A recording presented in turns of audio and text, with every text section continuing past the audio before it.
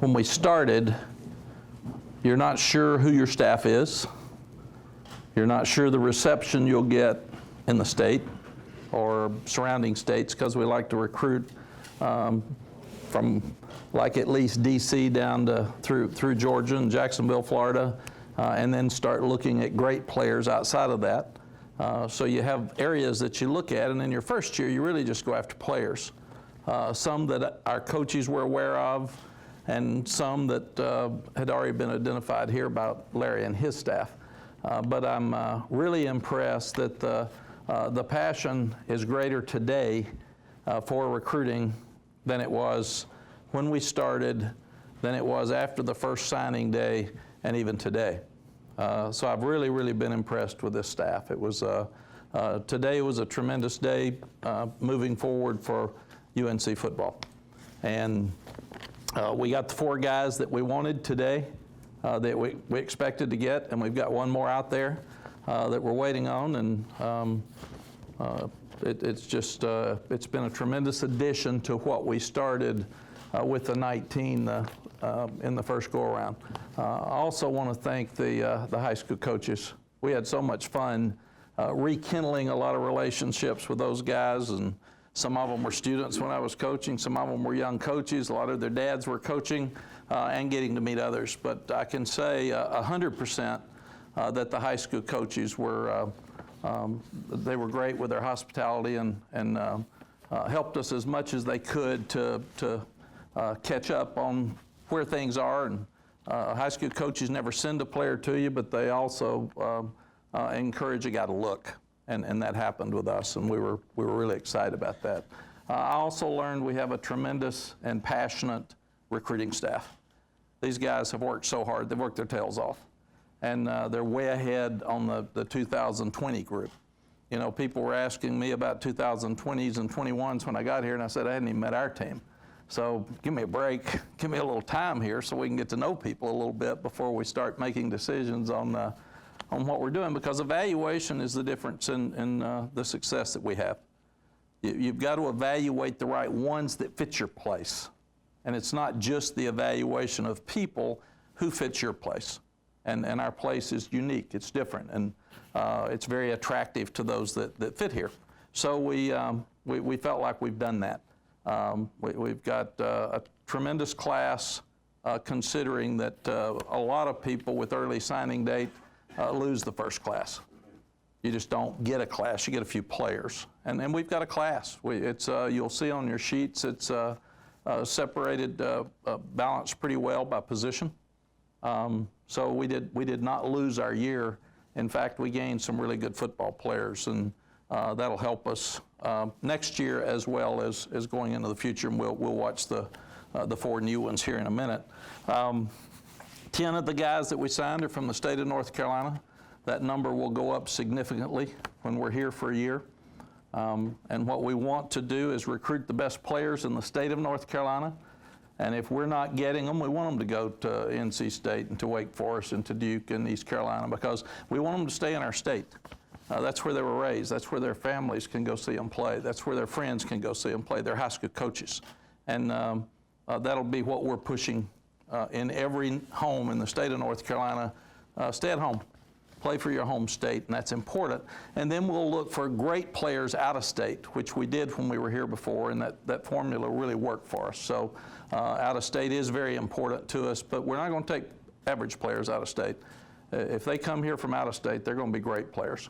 And that works, and they know that, and then they feel special when we come to see them, because they also understand that we're not just out looking for anybody. We're out looking for the best players. So thanks to our staff for their passion and the success in closing that they had in recruiting. Thanks to the high school coaches. I've been having a blast. We've had such a great time for the 2 years that we've been here. No, whatever weeks it is. That seems like 2 years sometimes. But we've been out working hard and having a lot of fun. Let's go ahead and look at these 4 guys. We won't go back through the last 19. First one is Don Chapman. Don's a young man that Jay Bateman had on his radar at Army. I think Jay and Army recruited every player in America, and Jay said, now some of them will actually come. I couldn't get him before he met our team, said, I know about 75% of you guys, and when I offered you, you were nice, and then right after that, you never spoke to me again. So Don Chapman he can play all 5 positions in the back end. We will start him at corner, but he could play nickel, he could play dime, he can play safety, or either corner. He's got length with his arm and his height. He's got really good hands. He's got quick feet. I think he's really good. He was recruited heavily by Oregon, Washington, Colorado, Washington State, USC was in there to the end, trying to get him to come. And he fell in love with the University of North Carolina when he came here to visit. So I'm really, really impressed with this young man as a person and a football player, and he's physical. He can run the field and knock people out. See him coming right here, where he runs over the running back from the corner. Physical. He doesn't have to stop. He doesn't gather. He hits him and makes the tackle. And he's very bright. He's also a return guy that is very smooth. He's got smooth speed, but he can stop and start. He's got really good instincts. When you can do this and it doesn't look hard, boop, boop, he's gone. That's it. Not a lot of people can do that. Most of them run into him, but I also like him a lot as a person. And I didn't think he'd come that far. I said, this is too far for you. You're going to have to go over a lot of good schools to get here. And he did say, he's a confident young man. When he was in my office, he said, might surprise you. And I said, well, I hope you do. And when I got to his house, he said, you didn't believe me, did you? And I said, well, I'm in. I'm good. So that was good. Ray Vahasik is a young man from junior college in Chicago. He's got 3 years left because he was a predictor out of high school. He's a very physical defensive lineman. He had a shoulder operation after the season. So he's down a little bit on his weight now, but just watch the passion that he plays with. He's quick off the ball, but very powerful. Our coaches all liked him. We also have a tremendous advantage with, see the passion, chasing the ball. We have a tremendous advantage with guys like Darryl Moody and Sparky Woods that can also evaluate video. This guy plays hard, and he plays hard every play. And he will give us immediate depth in the defensive line.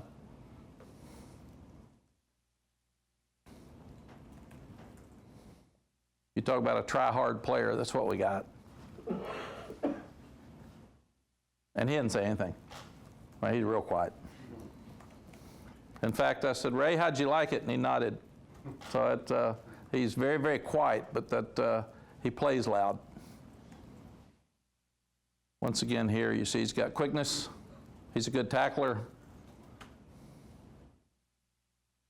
But he will give us, you can see the passion that he plays with there at the end after he makes the tackle. But he'll give us some immediate snaps. Ty Murray, big offensive lineman out of Carrollton, Georgia. He can play all 5 spots. He wants to play center, and that's what we recruited him for. You got to have a center to be really good. And he's really physical. I mean, this guy, if you watch him, I love watching him play. If I was that little corner, I think I'd duck. Get out of the way, go around. But watch him here, and that's a big guy. And he finishes. And as an offensive line, you're only as good as your center. And he needs to, you've got to be tough down the middle. And this guy's got toughness. And he loves to play. He's fun to be around. You can see he finishes every block. I know these are highlight films, but just about every play he's doing this. Got good feet. We saw him run, and he could pull. Again, I wouldn't have wanted to play against him. If I was the high school coach, I'm not sure I would have showed our guys his film. Yeah, that's what I saw too.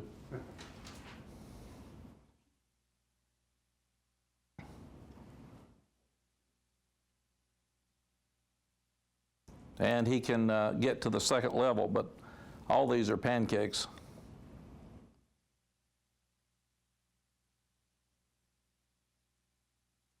And he fell in love with the place again when he came. He's another good student. That's Ty Murray. And then our last one is a very unique and interesting situation with Wisdom Asabaro. He came over from Africa to play basketball. He played basketball, then he started playing football. He's 6'8", he's 270, 280, 275, and has great feet. You'll see it here. He's only played 1 year of football, so there's some fundamental things he's got to learn. He's very, very bright, but we really enjoyed being around him. And you'll see him run in this video. And if you just think about 6'8", 275, 280, and how with that quickness, and he's really a fun young man. I come up to about his waist. You see here a little high, so he's going to have to learn some things. He's got a learning curve that'll take some time, but he will be a defensive player when he gets here to start with. Watch his quickness there. I mean, that's the thing that's the upside for Wisdom is so good.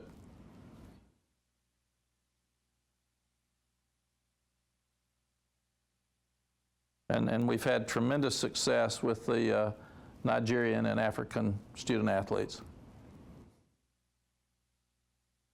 Again, look at his quickness.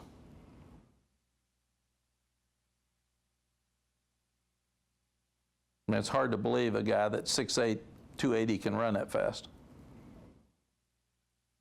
And he'll end up being 350 or, I mean, he's still thin. I mean, he just, watch him run here. It's amazing.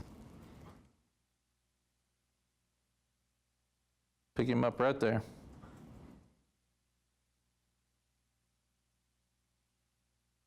Look at this burst of speed here at the end.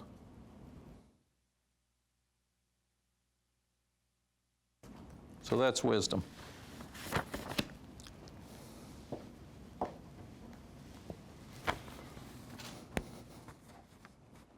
You see the breakdown there of the positions. So we did a pretty good job of spreading it out. Now our coaches will go through spring practice and start looking at what's next. Where do we need certain players to prioritize who we are, because we don't know yet who we are. We've seen a few off-season programs, but we haven't seen a lot. You also go back to Sam Howell. Since I've talked to you, he played in the All-Star game in San Antonio, the All-American game, and he had 167 yards passing. He threw for a touchdown, ran for a touchdown.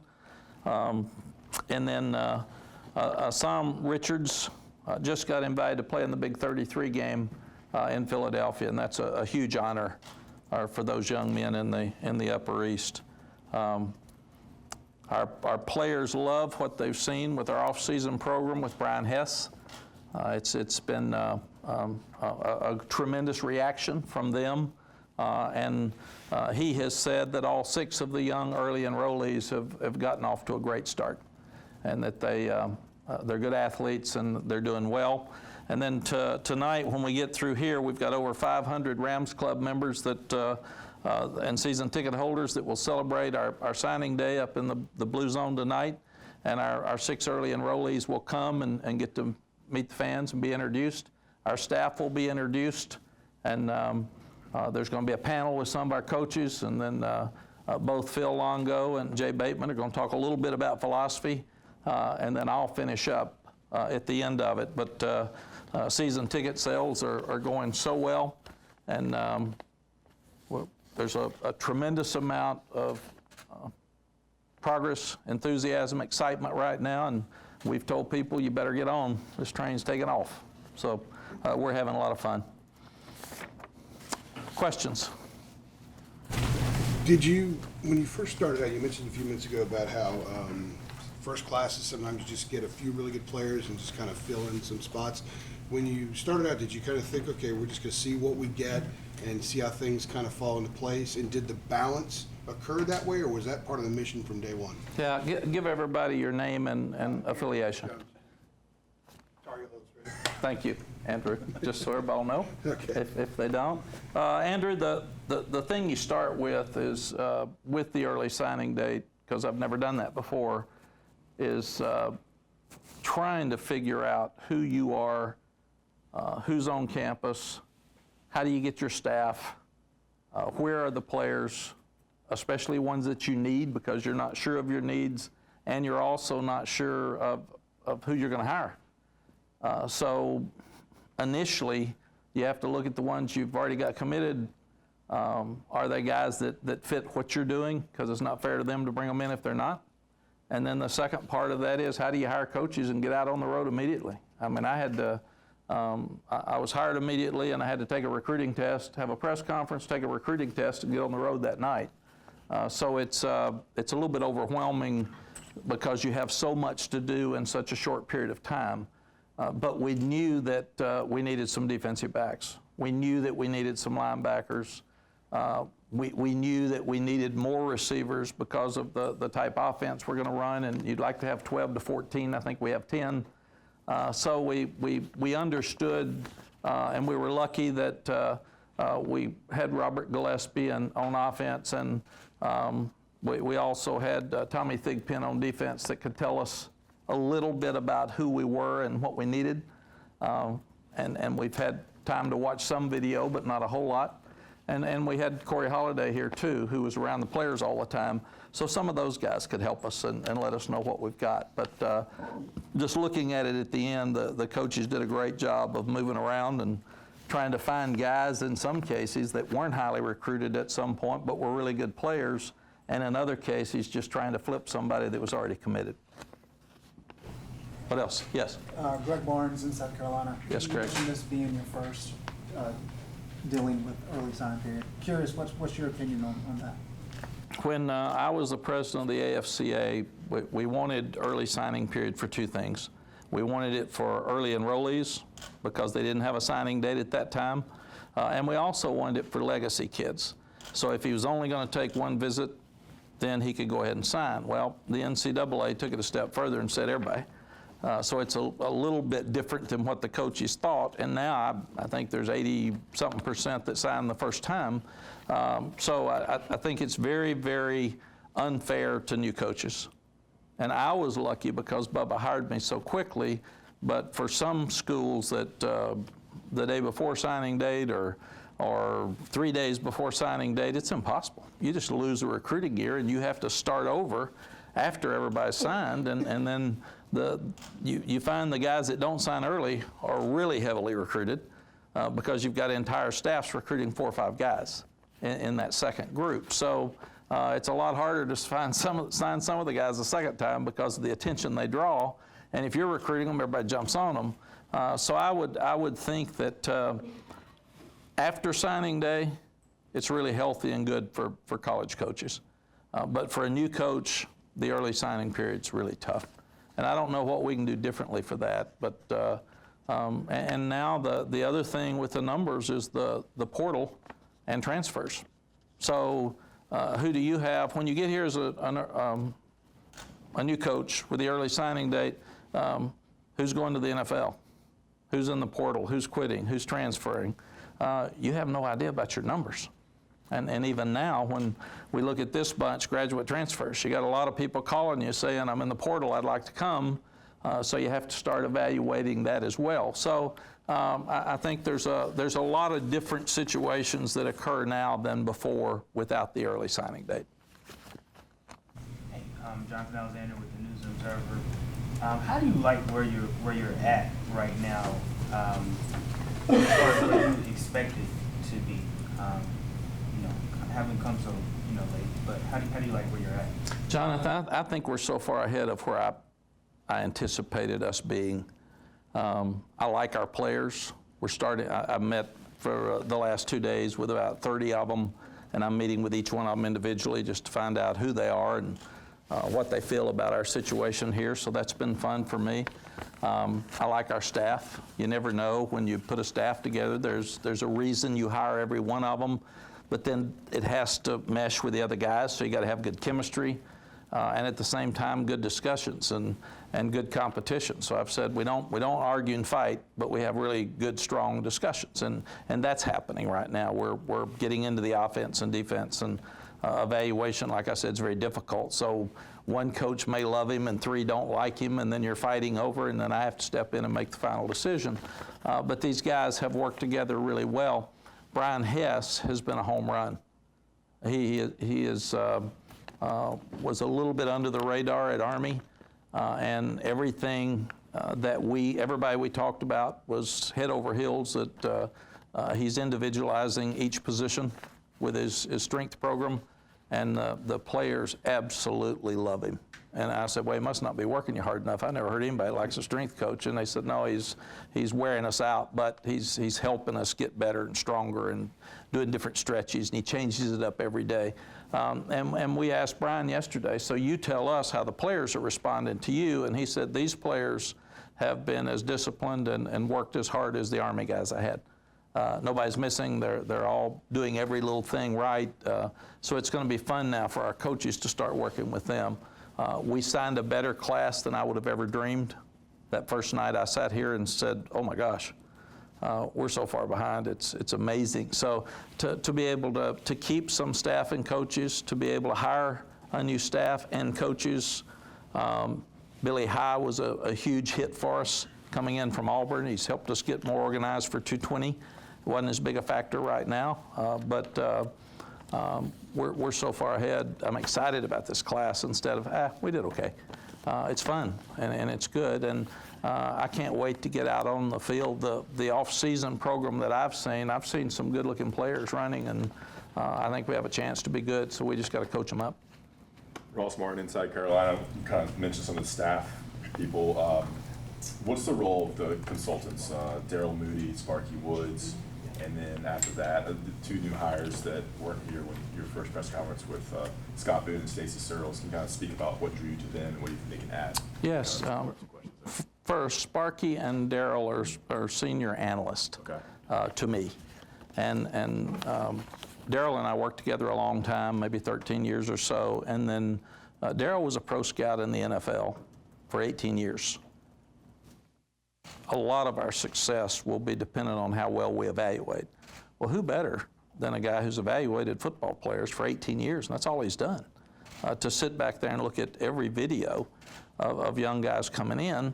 And he also has been so helpful with us because he breaks down all of our players and tells us exactly where he thinks they are. And then he can help the players by telling them, here's where you would fit in the NFL right now. If you were in the combine, here's what you do well, here's where you're struggling. If you want to play in the NFL, you got to do better in these areas. He'll also handle all the pro scouts. He'll handle pro day. He'll work with the other people we already have in place to do a lot of the NFL stuff with agents and such. So, and then he'll be an analyst for the offense. So he'll actually break down the defensive video. And a lot of people are doing it with really young guys. I thought we'd do it with some guys with some experience. They don't want to be called old. They want to be called experienced, and that's okay. I can go for that because I kind of like the same thing. Sparky, you go back to Sparky. He and I worked together at Iowa State. He and I worked together at Appalachian. When I left there, he became the head coach at Appalachian. He became the head coach at South Carolina, and he was the head coach at VMI. And recently, the running back coach at Richmond. So he's recruited Virginia, South Carolina, North Carolina for many, many years. And what Sparky will do, he'll do the same things that Daryl's doing. He'll be more involved with the special teams than he is offense or defense. But at the same time, he's going to run all of our camps, all of our clinics. He'll work with the officials in the conference about the officiating, and then he'll break down everybody's kicking game and talk to us about the advantages and disadvantages we would have coming in. But he, as well as Daryl, sits in that room with John Mark Hamilton, who's high school relations, and Billy High, and guys that are on the road can send in video, have them break it down, and give them an idea about an area coach saying, yeah, let's get it to the position coach, because I think there's something here that's important. I like this guy.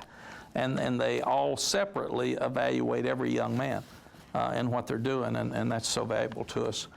Stacy Searles I had for 3 years at Texas. I thought he was great. He wasn't good. He recruited the #1 class in the country with the offensive line there.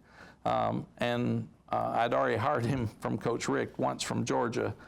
So when I got here, he would have been the first guy I would have hired, but I didn't think I could call Coach Rick back, and he's so loyal, I didn't think he'd leave Mark to come, so I didn't call him. And then when our guy left to go to Houston, and Stacy was not working because Mark had resigned, that was easy for me.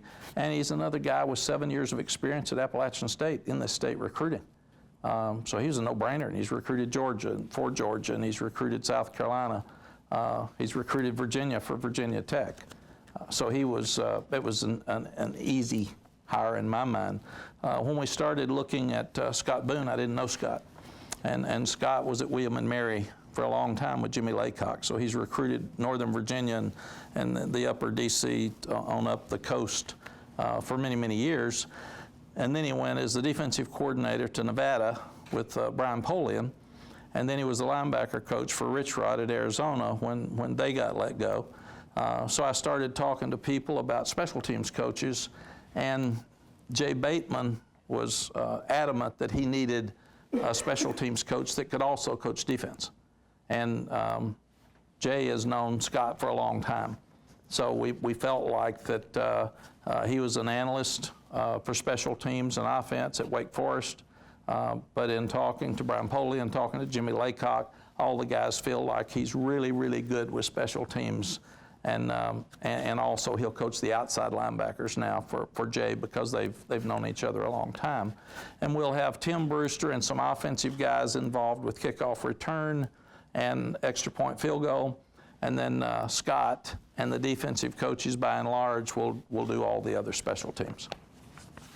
Yes? Arn Anderson, CBS 17 in Raleigh. Yes. Recruiting certainly the lifeblood of any program. You've been out of the game for a little while, and I wonder how much fun it was for you to plug back in where you're on the road and making the home visits, selling the University of North Carolina. Yeah, I had a blast. You know, I think I missed it more than I thought I missed it. Because I didn't feel like I was out of the game, because I've learned a lot more in the last few years than I did while I was coaching, because I got to see what everybody else was doing. And when you're at a place as the head coach, you don't look around much. You get your little walls, and you do what you do, and you send your coaches out every now and then, but not a lot changes. And I was able to see so many different things in those years, and talk to so many coaches, and that was good for me, because I'm a better football coach today than I was the day I left Texas. The second part of that is you don't ever know. Everybody talks about how hard recruiting is, and oh man, it's miserable, and these kids narrow it down to 10, and they change their minds and all that. We had a great time. Kids were good with us. High school coaches were good with us. We were honest with the kids. If you don't want to come, we'll go get somebody else. So we've had a blast. I'm having a lot more fun than I ever dreamed I would have, because at the end of the Texas stint, I didn't have as much fun, because winning got so important that Coach Royal told me one time, who won 3 national championships at Texas, I said, "Why'd you quit at 52 years old?" And he said, the pressure to win got so big, because we'd won the 3 national championships. He said a win would become relief, and a loss was devastation. And that's what I got. We were 25-2, and I was mad all the time, because we lost 2. And that's just not the way it should be. And I wasn't fair to those coaches and team. I remember beating Colorado one day, 38-14, and walking off the field so mad, because that wasn't going to beat Oklahoma, and that wasn't going to beat USC, and that wasn't going to beat Alabama. And the coaches are looking at me like, "Are you nuts? What's wrong with you?" So I'm back to have fun. We want to win. We're going to work really hard. But we win any game, I'm going to be pumped, because winning's hard. I'm not going to go back to that hole I was in. Matt, Tommy Big Ben told me last year that his recruiting approach dates back to when you did an official visit here under you, and that the way you recruited him really kind of shaped how he was moving forward. What's worked so well for you over the decade recruiting? Number one, you got to have a good product. And we have a great product here. It's one of the best academic schools in the country. We have tremendous facilities. I get to sit and look out that window at our blue seats in that stadium all day, every day that I'm here, and it's just so much fun to sit there and just look at where we're going to play. We have a state full of athletes where football's important and good football coaches. So that starts it, Greg. And the second thing is that I come in with a history of winning, so it's easy to walk in there and tell the kids that, are you going to win, Coach? How fast are you going to win? Well, we have. They were 4-7 at Texas before they got there, and so let's look at recent history's been pretty good.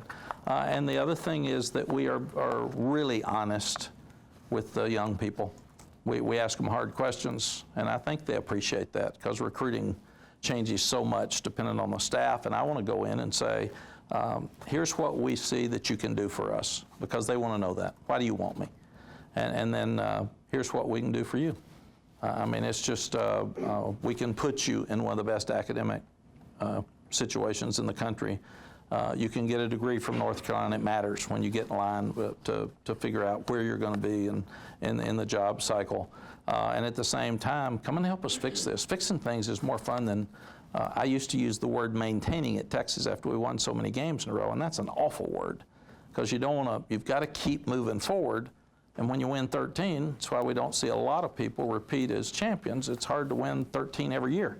And that's the expectation of you and your fan base and your administration at that time. So we've got something here that we can fix that is very passionate to Sally and I. So they know that. And when you take Tommy Thigpen and Dre Bly into a home, and it's a little embarrassing when they're sitting there saying, this man took care of me, this man was hard on me, here's what he told me, here's what he did. It helps and it matters because you've got Rick Steinbacher sitting right here that I recruited, and he loves this place and he's passionate. So he tells them, here's why I came. And I came from out of state. Tommy came from out of state. Corey Holliday came from out of state. Dre Bly came from out of state. And all of them tell their story, and they're still here. So is it a 4-year decision or a 40-year decision? And with them, it's been a 40-year decision that's worked. And I think that's what works for us. Staying on that, I was going to ask, none of the kids you're recruiting now were alive when you were last here. How much do you pitch the success that you had here, and how do they receive it? The personal stuff is one thing, but the success on the field is something different. Is it too ancient to them, or how do you craft that? No, it's just like Julius Peppers. I mean, they know Julius Peppers. They go back and study natron means, and I've got all those first-round draft choice pictures in my office, and I said, he was a first-round draft choice, and he was a first-round draft choice, and just go through that. But a lot of the current players have said, what was it like when you were here before? Tell us what happened, and they've heard the stories of the Florida State game, that the people were in the stands hours before the game and all of that, and so there's a blueprint of what it can be, and that's why we came back. We want to get it back to being better than it was before, so get it back to where we were, but now you can win a national championship here. We couldn't before because the BCS was more difficult, but Clemson has shown if you win this league and you can beat a team like Clemson, who is the best team in the country, then you can win the national championship, and that wasn't the case before. It is now. How much easier do you think your pitch is because you've done it here before, as opposed to somebody else coming into this program that has no prior experience here, no history? I think it's been a huge help, not just a little help. The fact that the high school coaches either knew who I was or knew me, the fact that a lot of the faculty was here, and in fact, a lot of the administrators on our campus some of them were students when I was here before. And they can go back and say, 94, and I said, yep, I remember it. And the fact that we understand the university has helped us so much. We know what is the right way to do things here, and it's unique, it's different here. So we don't fight everything. We understand who we are. Sally loves this place. She built 4 neighborhoods in the community.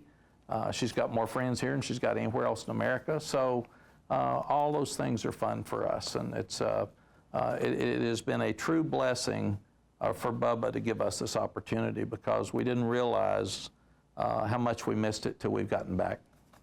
Got just a couple more, go to Ross right Yes. Dina King, NC Prep, Star Illustrated. My question is about recruiting in North Carolina. As you know, North Carolina has grown with prospects. I just want your perception on what it was when you were here last and now, especially the Charlotte area. You know, there's so many more players here now than there were before, and it's because of the growth. Georgia's grown so much. All these places are growing, but Charlotte now, there's players all over the place. And there were some players before, but not near like there are now. And still, I don't think people give credence to Eastern North Carolina. There's so many players over there, and a lot of people don't drive that far. And I've been on some of those roads, and I understand that. But we're going to go find them again. And like the guys that we had that were great players before. But there are a lot more players in this state now than there were. We had trouble finding offensive linemen last time we were here in state, and now they're all over the place. So I think this job is better now than it was when I left it before, because of the number of players in the state. When we first got here last time, all the out-of-state guys were coming in and getting them. So what we got to do is make the in-state guys stay at home, and we'll do that. And that's when we'll start being more successful. Ross? Quickly, kind of similar, but you signed 5 of the top 25 in-state.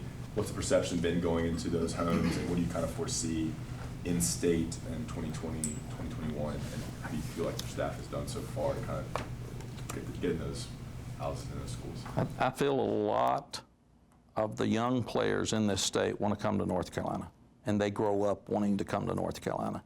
And it's our job to make this place special enough that modern day, right now, that they can see themselves here and being successful. And that's why we need fans in the seats. I mentioned season ticket sales a lot. That's very important, because we need it full for prospects. We need it full for our players to feel like the fans are all pulling for them. But more importantly, prospects need to see that our fans really, really care. So that's something that we're constantly talking about and pushing. But I think it's evident with the 2020 kids that they're all very interested. And we're in on about every prospect in the state. In fact, I don't know of one that we're not right now. And in some cases, the kids wanted to come when we got here this year in November, but they'd already committed, and their parents felt guilty, and they felt guilty that they'd given their word, which I totally understood, because I don't like flipping guys. And the only thing we said is your situation is different. You got different options now than you had 2 weeks ago. So you're not changing your mind as much as you're looking at your options.